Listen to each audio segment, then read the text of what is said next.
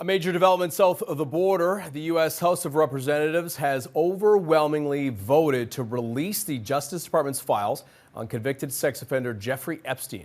Now, just days ago, President Donald Trump shifted course, if you recall, and said Republicans should support the release of the documents. Let's get the latest. For more, let's bring in Reggie Cecchini from Washington. Reggie, we appreciate this. So, of course, months of pressure led to this. It also highlighted the divisions between the Democrats and the Republicans until today in the House.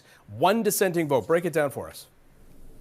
Yeah, look, this came after weeks and weeks, if not months, of pressure from a bipartisan group of Congress members who argued that if there was nothing for the White House to be covering up, then these documents should be released to the public. And this is something that we've been hearing from Epstein's alleged victims as well, who have been gathering over the last several months on Capitol Hill, putting pressure on lawmakers to go through with the vote that happened today. And it was just last week when we saw what was called the discharge petition signed with 218 members of Congress that all but forced the House Speaker to bring this to the floor. That's the point where we started to see some Republicans begin to coalesce around this petition to try and get the vote going forward. And it passed with, as you said, overwhelming support today. Everybody but one Republican lawmaker from Louisiana voted in favor of this, kickstarting the next step of what is likely going to become a potentially long process. All right, so explain that process. What is the next step? This is the House, and then it goes to the Senate, correct?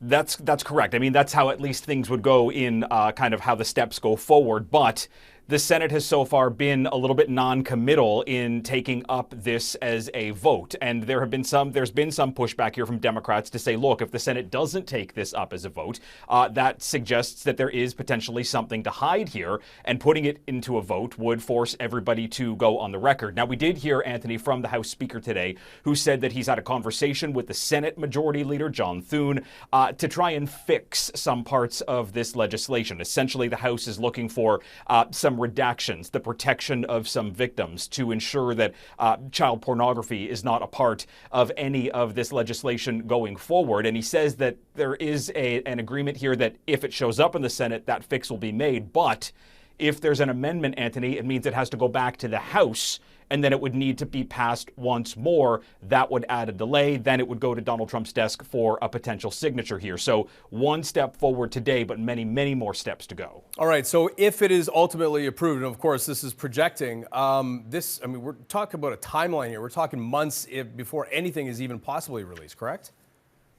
Yeah, that's very likely here. I mean, look at how long it took to get to where we were today, and that was after a week of delay following the discharge petition moving forward. And we're running into the Christmas break. We're running into a delay that would last into the early parts of next year, where it runs up against other matters to deal with, including a potential government shutdown. So if the Senate is going to do it, it would need to do so on an expedited process, given the fact that we're also only a week away from a long Thanksgiving weekend. All right, so this is in Congress, of course, up for a vote in the House, now going to the Senate eventually.